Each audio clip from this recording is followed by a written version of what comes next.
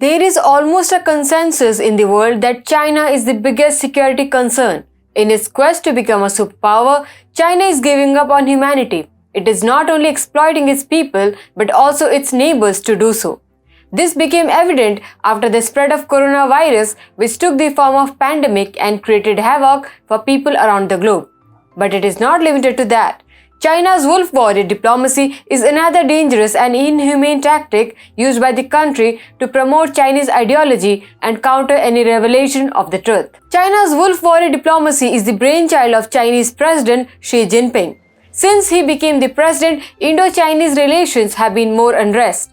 China eyes India as its biggest competitor and thus wants to take advantage in India-dominated Indian Ocean using its wolf warrior diplomacy. This was evident from last month's decision of the Chinese government of making Shao Lijian the Deputy Director of the Department of Boundary and Ocean Affairs. In accordance to that, TFI predicted the possible use of wolf warrior tactics by China in the maritime domain, and now it is proving to be true with the unfolding events. Thank you for joining me today. My name is Sabita Mishra and this is TFI Post. According to the latest reports, there is a sudden rise in China's distant water fishing or DWF vessels in the high seas, including the Indian Ocean region and India's immediate neighborhood. India is closely monitoring this spot. But first, let us understand what the distant water fishing vessels. Distant water fishing vessels operate to fish in the seas and oceans that are far from the territories. Mostly, they operate within the exclusive economic zones or EEZ of other countries that have signed access agreements to allow these fleets to fish inside their territories as well as on the high seas. This becomes important concern for India because the DWF vessel could be used for espionage purpose. According to the report, the extensive use of vessels also has environmental implications as it is hazardous, especially to the northern Indian Ocean region. There has also been an increase in the activities of unregistered Chinese fishing vessels near the India's other neighboring countries like Sri Lanka, Pakistan, Iran and Oman. According to Indian officials, more than 392 Chinese illegal, unreported and unregulated fishing incidents have occurred in the Indian Ocean in the year 2021. Compared to 379 in the previous year of 2020. If we look at the individual countries reporting, Maldives and Sri Lanka have reported the presence of Chinese DWF vessels such as squid jiggers, trawlers and long liners in their waters. Similarly, Iran faces similar challenges as Chinese trawlers are taking close to 46,000 tons of commercial fish. Last year, the Chinese spy ships Yuan Wang 5 took a halt in Sri Lankan waters, sending alarm bells ringing in New Delhi. This situation asks for the concerns as China has deployed its DWF vessels across oceans around the world. The expansionist country has also been found guilty of trespassing into the exclusive economic zones or EEZ of more than 80 countries while fishing outside its own EEZ. In this regard, the new research by the Policy Research Group shows that China has more than 18,000 boats in the world's oceans. It is well known that China has consistently topped the chart of fishing and seafood production. It produces about 12 million tons of live weight, which is almost double to that of Indonesia. This difference seems to grow wider with the fact that Indonesia is the second largest producer.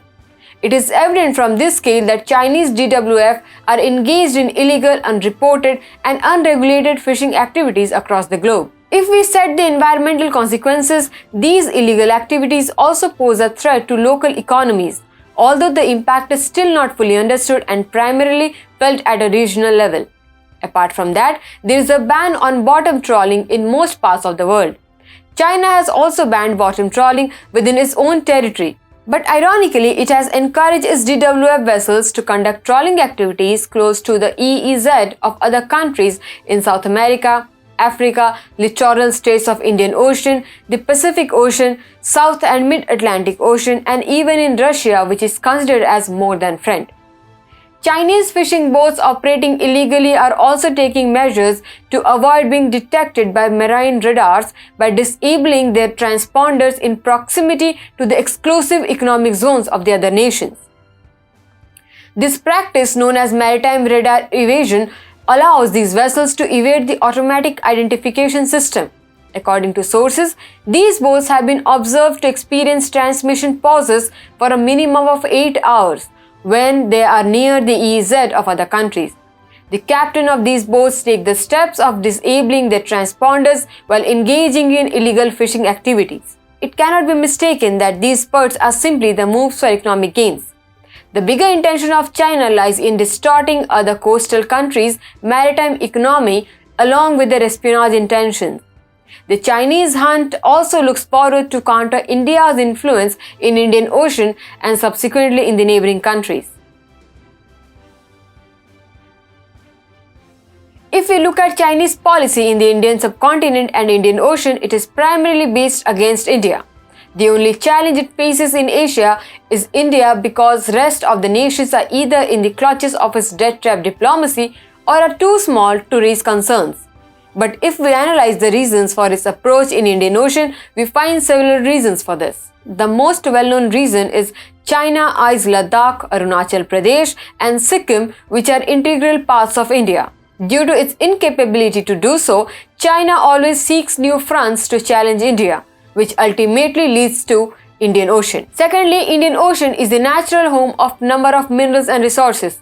In order to exploit them, China either needs to reduce the influence of India in the area or debt trap small island countries to negotiate on its own terms. Most importantly, China's interest in the Indian Ocean is also based on its oil security. China gets 80% of oil imports through the Malacca Straits. Malacca Strait is a gateway for South China Sea to Indian Ocean. Looking in the series of the conflict in South China Sea, it becomes clear that the biggest trade route through the ASEAN countries' continuous zone is dependent largely on Indian Ocean for trade with African and Middle East countries where China holds a major stake. And finally, India is aspiring to become the hub for supply chains which are disrupted after the COVID pandemic and ongoing Russia-Ukraine war. While India is getting an overwhelming support, China sees it against its economic interest. China wants the world to get dependent on it, so it wants to get more stake in the Indian Ocean. China has a strong desire to control the South China Sea for its trade benefits, as the region is a major hub for global maritime trade with nearly one-third of all maritime trade routes passing through it.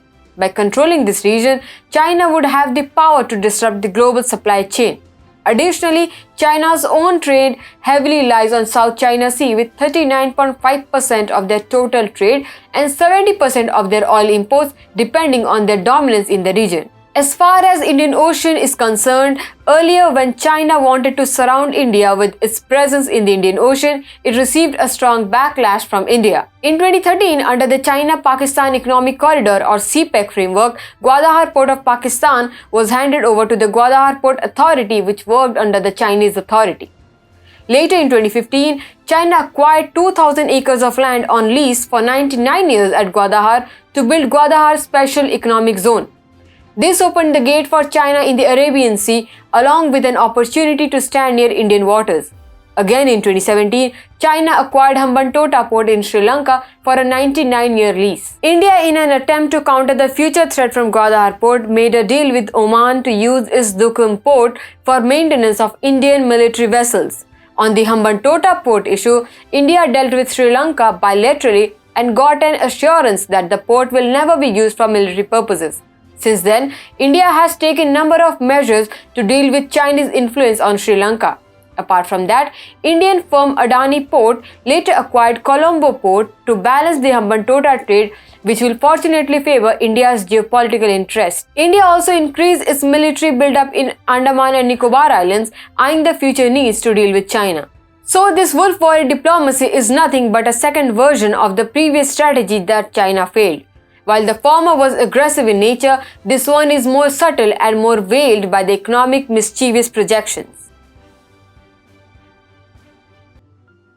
Recently, the Chinese aggression was addressed and reported by the Conference of DGPs and IGPs. The conference was attended by PM Modi and Union Home Minister Amit Shah and NSA Ajit Doval, along with 350 top police officers of the country. According to the paper presented at the conference, China has been growing its influence in India's neighborhood with the goal of limiting India's ability to act. The IPS officers presented papers that said China is providing large amounts of loan funding for development projects in Southeast and South Asia to reduce India's presence in the Indian Ocean and force bilateral issues to be resolved on China's terms. This move is part of China's larger strategy to control the region and limit India's power projection. The papers emphasize the growing challenges and complexities that India faces in its neighborhood and the need for a proactive approach to counter these threats. While the reports say that India is closely monitoring the issue, the past records show that India will certainly bring up a solution to these Chinese aggressions.